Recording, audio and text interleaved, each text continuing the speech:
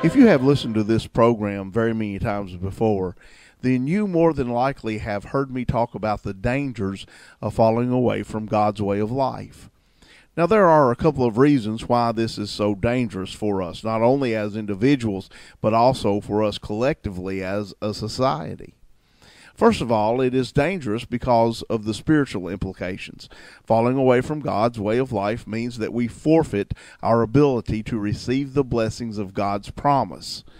We can't have what God has promised if we are not following His way of life. We, in essence, will forfeit heaven if we choose to ignore God's way of life. Now, I know that's not a very popular way of thinking these days, nor is it a popular statement. However, when it comes to what God has said, we just cannot proclaim something just because it's popular, or fail to proclaim something because it's not popular.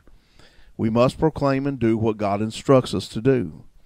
There is, however, another danger that affects us when we choose as a society to ignore God and His way of life, and that danger is ignoring God will be detrimental to our society as a whole.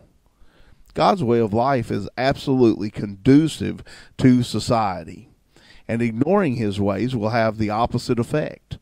A society will thrive under the moral standard that God has laid out, and when that society becomes more and more immoral, which is exactly what happens when we ignore God and His ways, then that society begins to fall apart.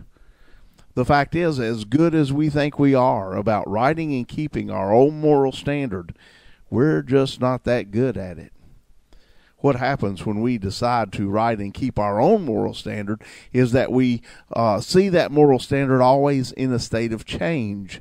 And usually we will make that standard easier and easier to keep. That means we lower the standard and continue to lower it, all the while falling further and further away from the standard that God has set that will actually help society instead of harm it.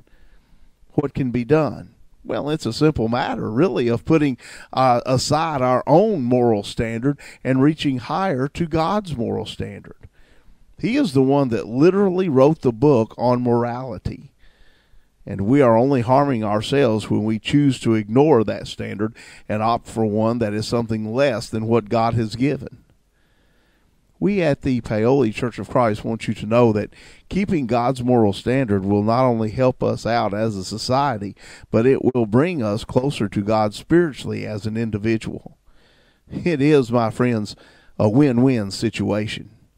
We invite you to come and be with us at Paoli Church of Christ anytime, or call us anytime if you have questions at 723-3366.